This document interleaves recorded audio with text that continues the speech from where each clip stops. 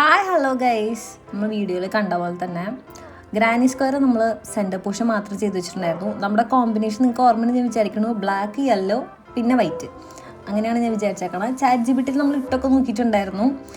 അപ്പോൾ നെക്സ്റ്റ് നമുക്ക് പണിയെന്ന് വെച്ചാൽ യെല്ലോയാണ് ഇതിലോട്ട് അറ്റാച്ച് ചെയ്യലാണ്. അതിപ്പോൾ നിങ്ങൾ കണ്ട പോലെ തന്നെ നമ്മൾ അതിൻ്റെ ഉള്ളിൽ കൂടെ എടുത്തിട്ട് ഒരു ചെറിയ നോട്ട് ഇട്ട് കൊടുക്കുക. അപ്പോൾ അവിടെ സെക്യൂർ ആയിട്ട് ഇരുന്നോളും.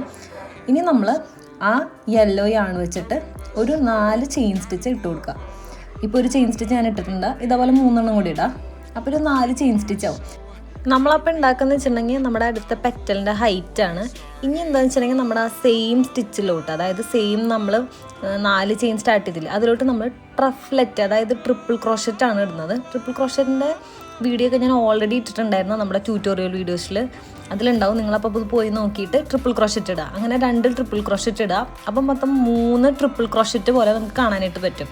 അത് കഴിയുമ്പോൾ നമ്മൾ 2 ചെയിൻ സ്റ്റിച്ചും കൂടി ഇട്ടിട്ട് 3 ട്രിപ്പിൾ ക്രോഷറ്റ് നെക്സ്റ്റ് സ്റ്റിച്ചിലോട്ട് ഇടുക. അതായത് ഞാനിപ്പോൾ കാണിച്ചാൽ അതിന് ചെറിയൊരു വ്യത്യാസമുണ്ട്. നമ്മൾ 2 പ്രാവശ്യം യാൺ ഓവർ ചെയ്തിട്ട് സ്റ്റിച്ചിലൂടെ കടത്തി യാണിനെ പുൾ ഓവർ ചെയ്തിട്ട് ആദ്യത്തെ 2 ലൂപ്പിലൂടെ ആദ്യം പുറത്തോട്ട് എടുക്കുക. ഓക്കെ, ഒന്നും കൂടെ യാൺ ഓവർ ചെയ്തിട്ട് രണ്ടാമത്തെ 2 കൂടെ കൊടുക്കുക. ബാക്കി 2 ഉണ്ടാവും, അത് അവിടെ തന്നെ വയ്ക്കുക. എന്നിട്ട് ഒരു ട്രിപ്പിൾ ക്രോഷറ്റ്, അതായത് പിന്നെയും നമ്മൾ 2 പ്രാവശ്യം യാൺ ഓവർ ചെയ്തിട്ട് അതേ സ്റ്റിച്ചിലൂടെ കടത്തി പുൾ ഓവർ ചെയ്തിട്ട് ഇതാ ആദ്യത്തെ 2 കൂടെ കിടക്കുക. പിന്നെ രണ്ടാമത്തെ 2 ലൂപ്പിലൂടെ കടത്തുക. പിന്നെ അവിടെ തന്നെ വയ്ക്കുക. അപ്പം നമ്മുടെ കയ്യിൽ 3 ലൂപ്പാണ് ഉണ്ടാവുക. ഓക്കെ, 3 ലൂപ്പ് ഉണ്ടാവും.